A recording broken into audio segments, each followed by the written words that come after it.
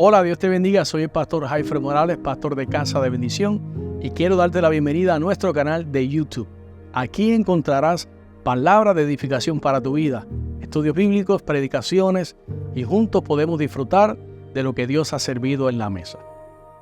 Fue pues necesario que las figuras de las cosas celestiales fuesen purificadas así, pero las cosas celestiales mismas con mejores sacrificios que estos. Porque no entró Cristo en el santuario hecho de mano, figura del verdadero, sino en el cielo mismo, para presentarse ahora por nosotros ante Dios, y no para ofrecerse muchas veces, como entra el sumo sacerdote en el lugar santísimo cada año con sangre ajena. Verso 26. De otra manera le hubiera sido necesario padecer muchas veces desde el principio del mundo, pero ahora, en la consumación de los siglos, se presentó una vez para siempre por el sacrificio de sí mismo para quitar de en medio el pecado. Y de la manera que está establecido para los hombres que mueran una sola vez, y después de esto el juicio, así también Cristo fue ofrecido una sola vez para llevar los pecados de muchos y aparecerá por segunda vez sin relación con el pecado para salvar a los que le esperan. ¿Cuánto le esperan? Diga conmigo, Maranata.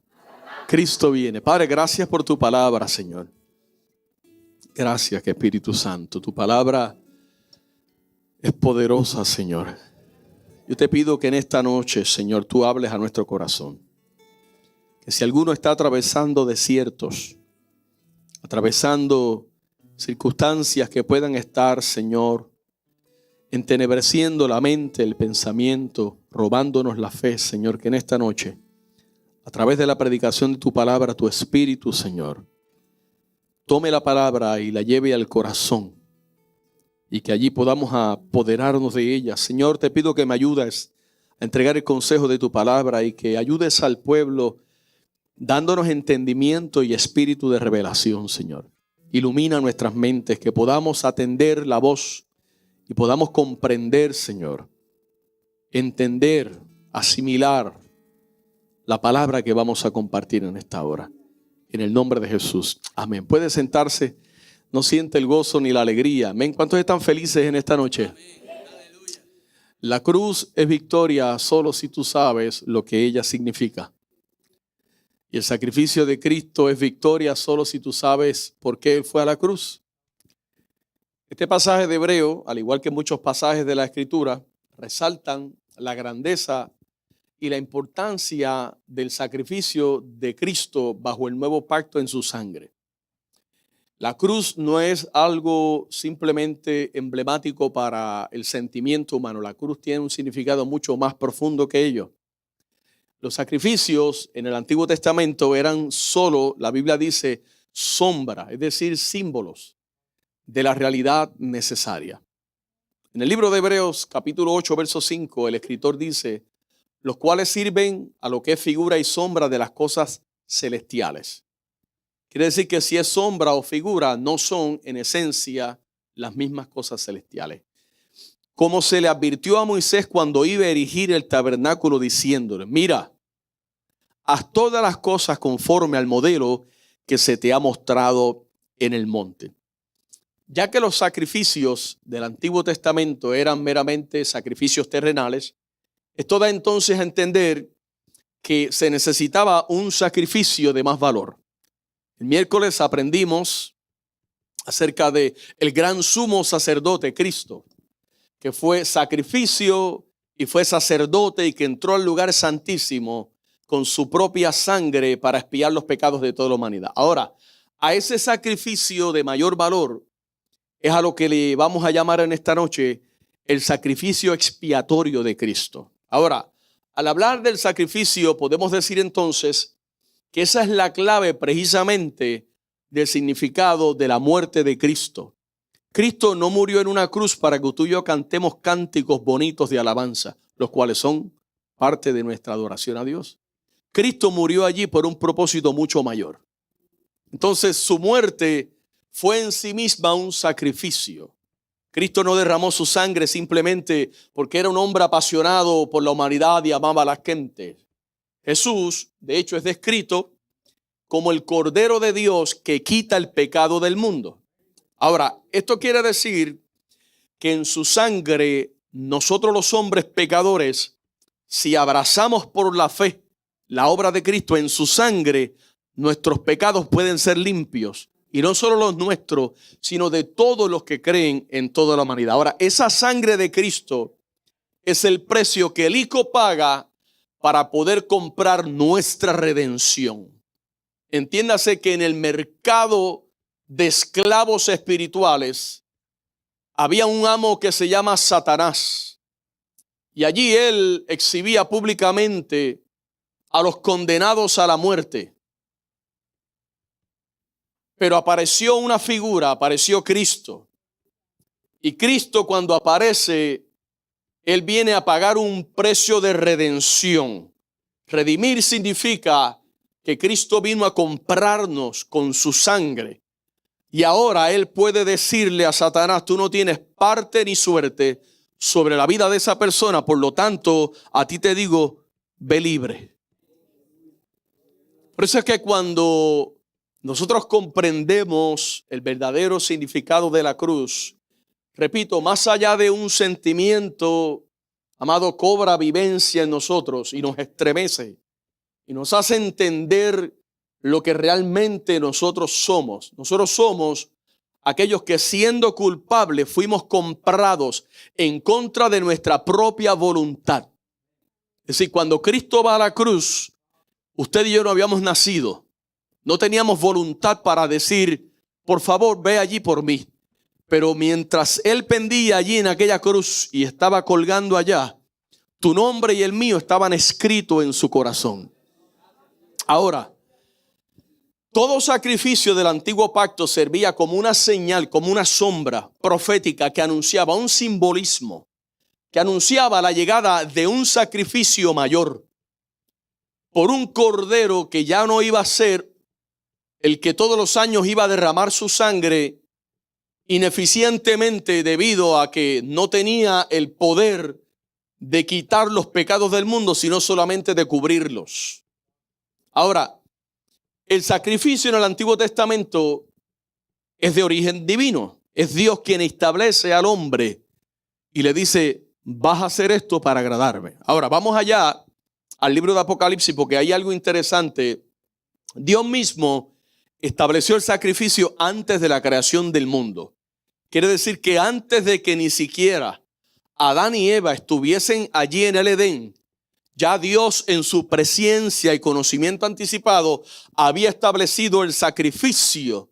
No porque Dios estaba buscando un plan B, sino porque Dios, siendo omnisciente, conoce y sabe los designios del corazón de todo hombre. Ahora, Dios establece el sacrificio, y de la misma manera que una máquina existe, por ejemplo, en la mente del que la inventa antes de que la máquina haya sido inventada, así en la mente de Dios estaba ya que Cristo fuera a la cruz a pagar el precio del pecado de toda la humanidad, cuando la humanidad ni siquiera había sido creada. ¿Me hago entender?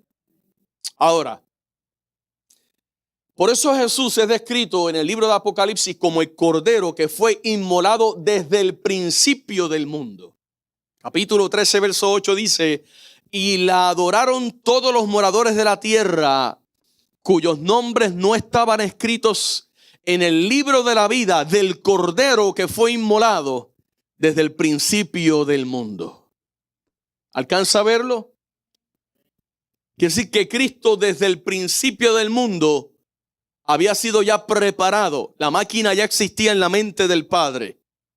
Y así como el pueblo de Israel tenía que apartar el corderito que iba a ofrecer anualmente a Dios días antes de morir, de igual forma podemos decir que el Cordero de Dios fue apartado, fue destinado desde antes de la fundación del mundo, para que entonces Él pudiera manifestarse en los postreros días, como dice el apóstol Pedro. Capítulo número 1, verso 20 de Primera de Pedro dice: ya destinado desde antes de la fundación del mundo, pero manifestado, dice el texto bíblico, en los postreros tiempos por amor de ustedes.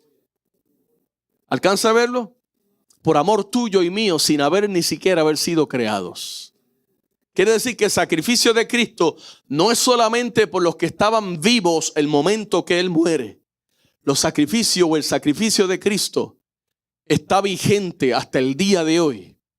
Y hasta el día que Él lleve a la iglesia a su presencia, esa misma sangre que Él derramó en aquella cruz todavía es suficiente para seguir satisfaciendo la justicia del Padre. Ahora, aquel sacrificio fue establecido entre nosotros. Ya no fue establecido en lo oculto del santuario, del tabernáculo o del templo. ¿Se acuerdan que el miércoles también les enseñé de esto?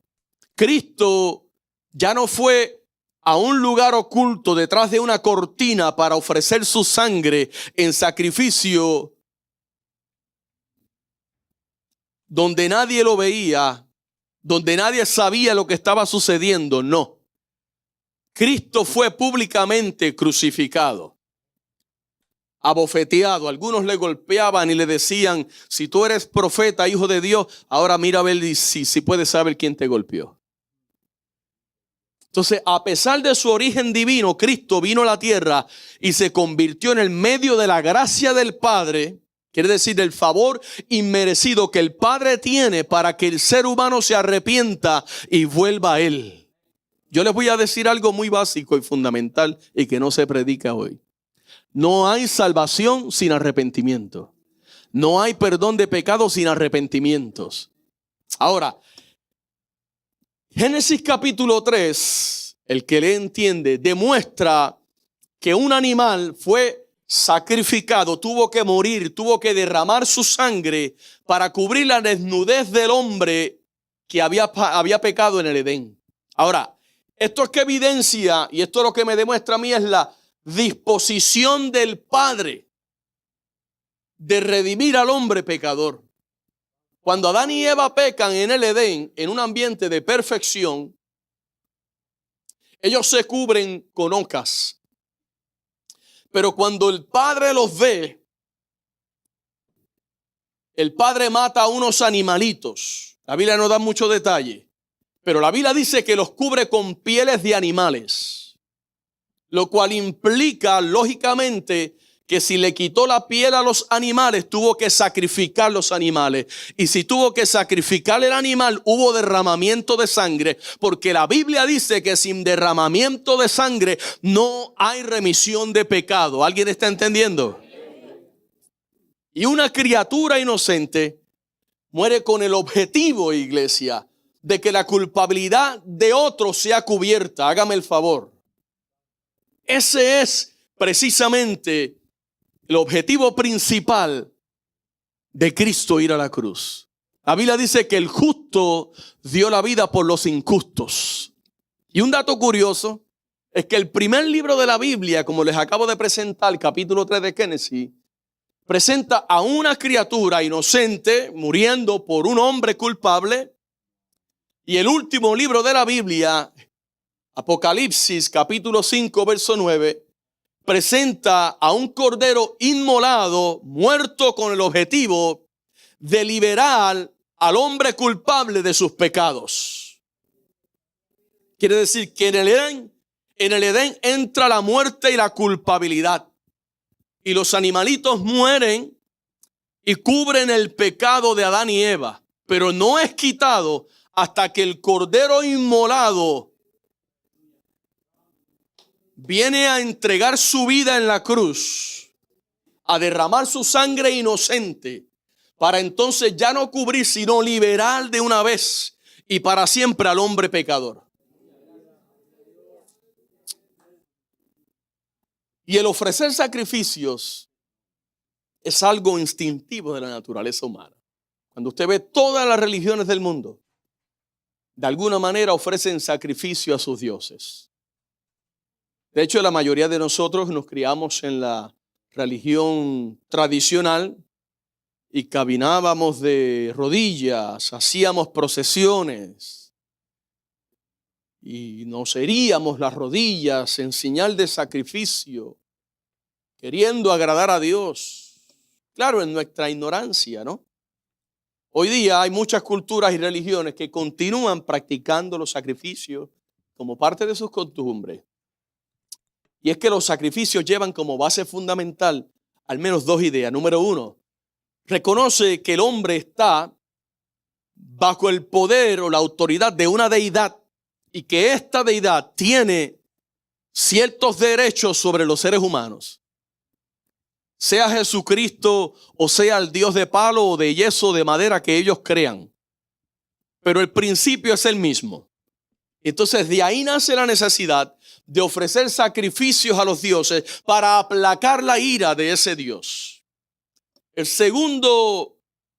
segunda base fundamental de todo sacrificio es la conciencia de que el pecado ha perturbado de alguna manera, ha hecho una fisura, una grieta entre ese Dios y el ser humano. Entonces de ahí entonces viene la necesidad de sacrificar para aplacar, repito nuevamente, la ira de ese Dios. Ok, esto ocurre debido al temor que carga el ser humano al reconocer que el mismo Dios que lo hizo tiene el derecho de destituirlo de su presencia.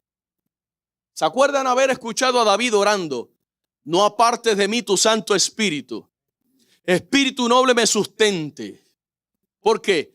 Porque desde la antigüedad el hombre entiende y reconoce que Dios es bueno, pero que nuestra incapacidad de agradar a Dios por nuestras fuerzas nos lleva entonces a comprender que necesitamos ayuda.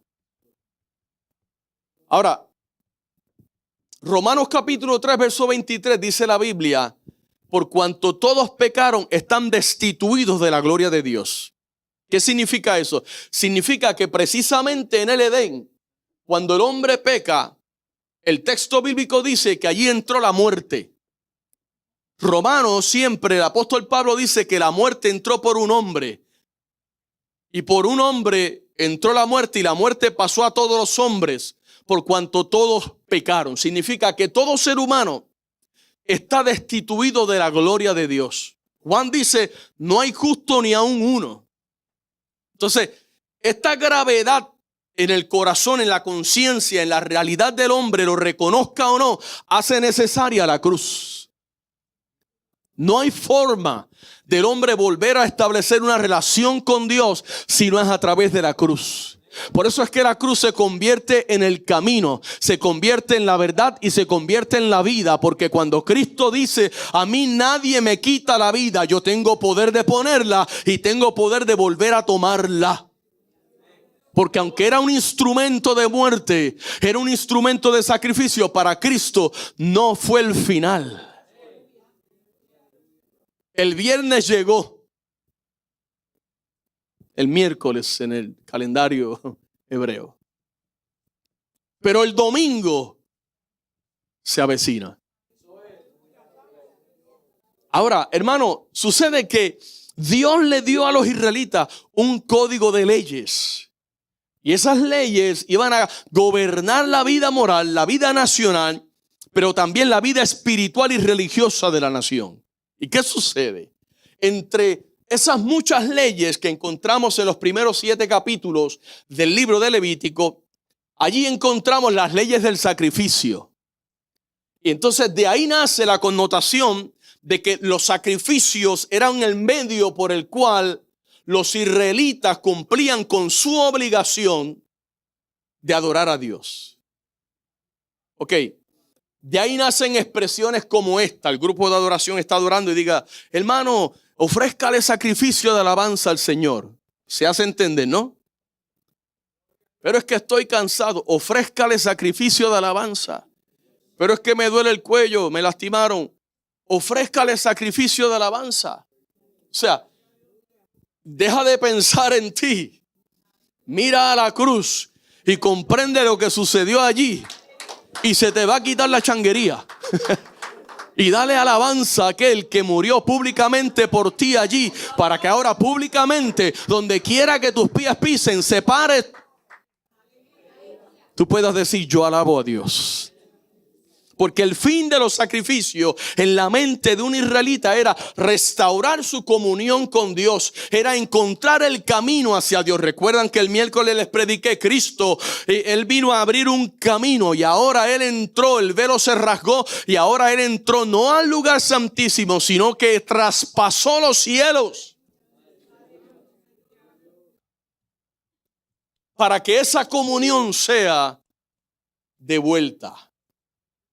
El sacrificio me abre el camino hacia Dios y remueve del medio todo lo que impide que yo llegue a Dios, que es el pecado de toda la humanidad. Si un israelita pecaba contra Dios, escuche bien esto, no puedo explicar mucho, pero abuelo de pájaro. Cuando un israelita pecaba contra Dios, tenía que traer una ofrenda que se le llamaba la ofrenda por el pecado o expiación. Ese era el sacrificio de la expiación. Cuando un israelita pecaba contra su vecino, su hermano, su amigo, tenía que traer una ofrenda por la culpa.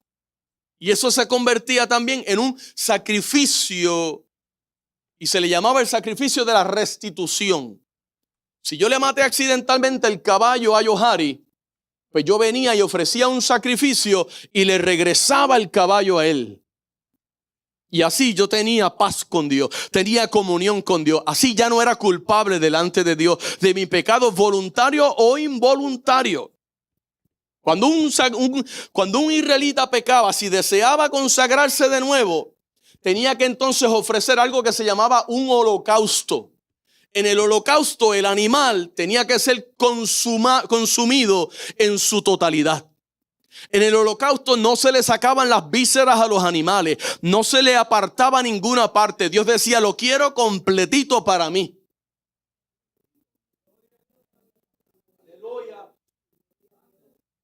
A eso se le conocía como el sacrificio de adoración. No te estoy pidiendo que me perdones por nada. No te estoy pidiendo que perdone mi pecado. Lo que quiero es traerte a un sacrificio de holocausto donde yo mismo completo cuerpo, mente, espíritu, todo mi ser sea consumido por tu espíritu y que suba delante de ti mi alabanza como un incienso grato a tu presencia, que haga que tú te pongas de pie en el trono y digas, me agrada como me adora mi hijo. Alabado sea el nombre del Señor. Ahora, si quería gozar de una feliz comunión con Dios, con ese Dios que le había perdonado, que había aceptado su ofrenda, entonces presentaba otra ofrenda, que era la ofrenda de paz, el sacrificio de comunión. Era como si le agarrara la mano a Dios y le dijera, estamos en paz. Poderoso, hermano. Todo eso y mucho más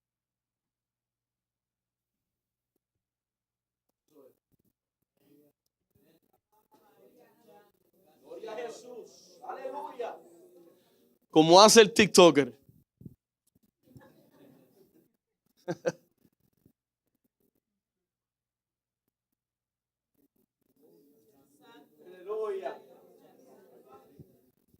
Todo esto y mucho más se cumplen. Y se cumplen de una forma que cuando Cristo dice consumado es, el Padre entiende el mensaje. Y dice la Biblia, de una vez y para siempre.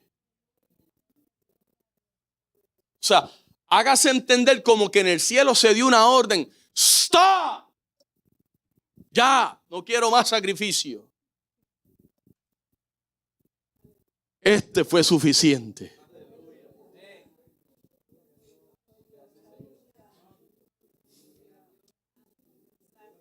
Por eso es que Pablo describe la muerte de Cristo en la cruz, iglesia, como el sacrificio por el pecado.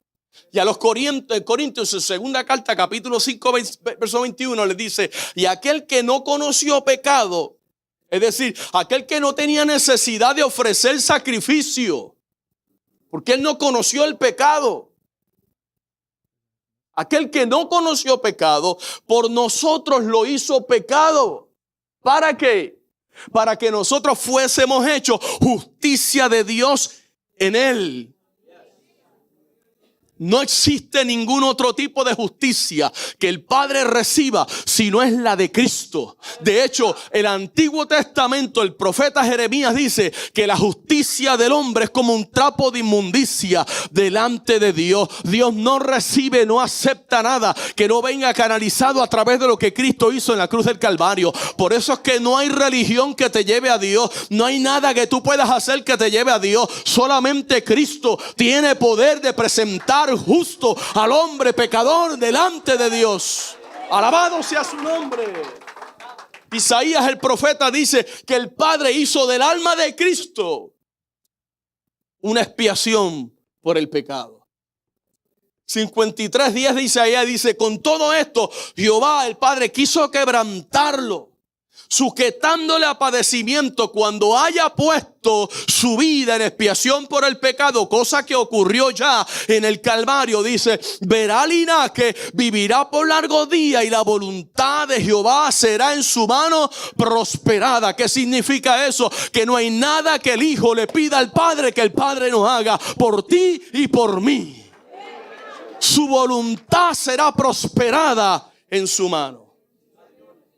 Cristo canceló la deuda que nosotros no podíamos pagar. Cristo borró el pecado que tú y yo no podíamos borrar.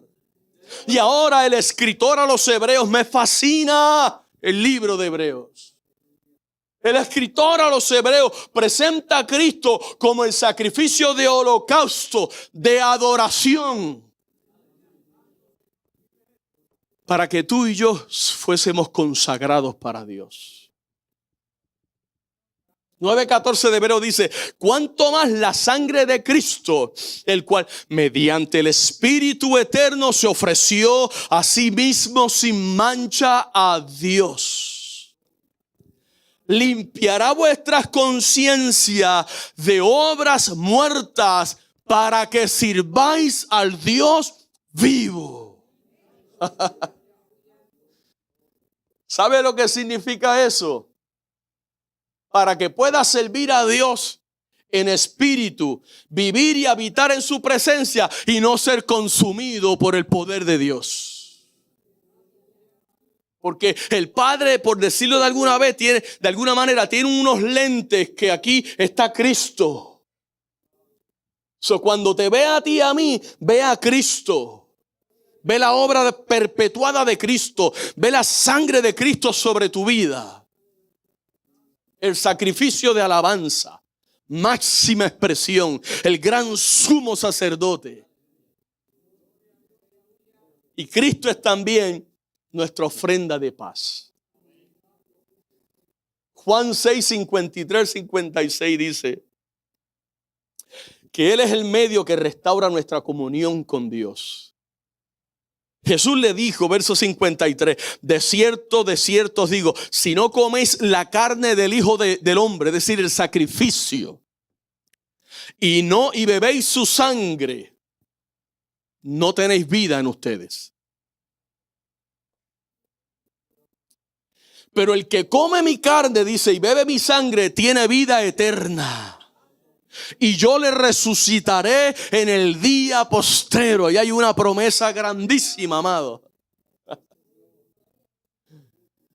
Esa promesa no es cuando nosotros nos muramos. La eternidad la estamos viviendo ahora.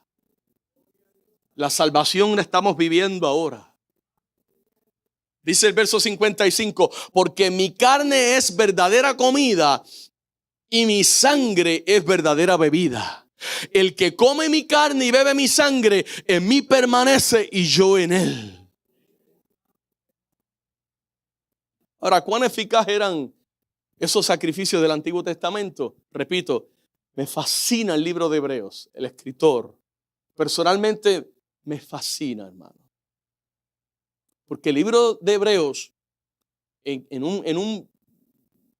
si fuéramos a resumirlo, encontramos al escritor dirigiéndose a un grupo de cristianos hebreos, por eso se llama el libro de Hebreos, que debido a la persecución que están pasando, están divagando en sus pensamientos.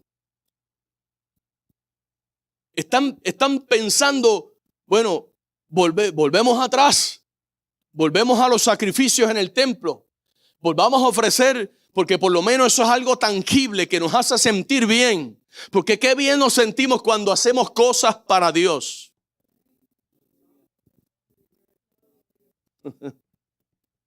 Y ellos estaban ahí. Y el escritor, al ver el corazón pusilánime de los cristianos hebreos de aquel tiempo, inspirado por el Espíritu Santo, empieza a escribir. Y si usted ve el libro de Hebreos, no tengo tiempo para explicarlo, lo tengo aquí ahora mismo abierto. Una salvación tan grande. Jesús es superior a Moisés, el reposo del pueblo de Dios. Jesús el gran sumo sacerdote. Capítulo número 6, advertencia contra la apostasía, para que no se volvieran atrás. Cristo según el orden sacerdotal de Melquisedec, superior a los demás que habían estado en el santuario. Y así sigue diciendo el capítulo 8, el mediador de un nuevo pacto. Es decir, el escritor empieza a narrar lo que realmente Cristo significa para aquel que abandonó su antigua manera de vivir y dijo: yo te recibo como Señor y Salvador de mi vida. Recuerdan que le dije que las leyes que le dio el Señor al pueblo de Israel no eran meramente espirituales, sino también civiles. Y en todo esto ellos querían agradar a Dios civilmente, pero espiritualmente ya no tenían nada tangible. No había un corderito para ir al templo que me hiciera sentir, que yo viera la sangre. Y el escritor le dice: olvídense de esos rudimentos antiguo. Mire, no se olviden de la cruz. De aquel que fue a la cruz ya cumplió todo eso. Ya tú no tienes que hacer nada. Simplemente ahora refúgiate en la cruz. Ve al Calvario. Mira el que murió allí por ti y por mí. Y acepta lo que Él hizo de una vez y para siempre. Y en esencia, en síntesis, el libro de Hebreos lo que quiere demostrar es que el pacto antiguo y los sacrificios antiguos, tutti morti furti, ya no sirven para más. Eran sombra de lo que realmente se avecinaba. Y entonces ahí entramos a la segunda parte de este mensaje, que es la expiación en el nuevo pacto. La expiación que fue prefigurada en el Antiguo Testamento, ahora en el Nuevo Testamento es realizada visiblemente a los ojos de toda la humanidad en Calvario, cuando Cristo es crucificado. Por eso es que Cristo es la consumación del propósito del Padre de redimir al hombre de la esclavitud del pecado y de la muerte, porque la paga del pecado es muerte. De ahí la expresión de Hebreos 7:26 que dice: porque tal sumo sacerdote nos convenía. ¿Se acuerdan que les prediqué de esto el miércoles? Tal sumo sacerdote nos convenía. Aleluya. Santo, inocente, sin mancha, apartado de los pecadores, hecho más sublime que los cielos.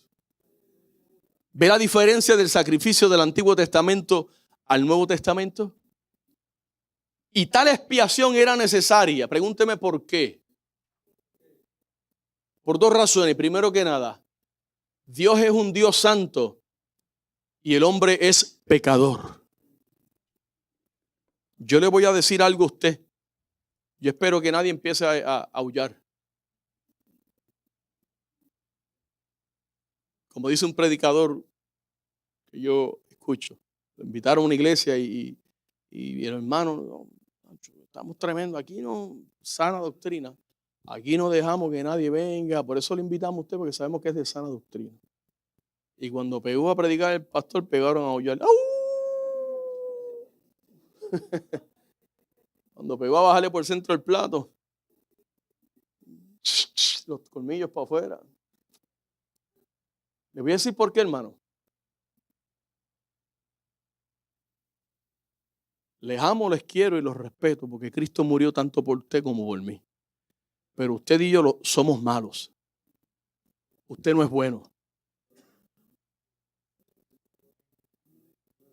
Pastores, Viernes Santo en una iglesia para que tú me digas que eres malo. Eres malísimo. Y yo también. Y Dios es santo, santísimo, puro. Y esa santidad de Dios, escuche bien esto, reacciona contra el pecado del hombre. La Biblia dice que Él no dará por inocente al culpable. No puede, porque entonces no sería justo. Entonces, de ahí nace lo que se conoce como la ira de Dios. ¿Por qué Cristo tiene que ir a la cruz? Hola, sé que esta palabra ha sido de grande bendición para tu vida y quiero invitarte a que nos visites presencial a nuestras facilidades. Estamos ubicados en el 2525 de la Fortune Road en Kissimmee, Florida, 34744. O puedes comunicarte llamando al 407-483-7845. Bendiciones.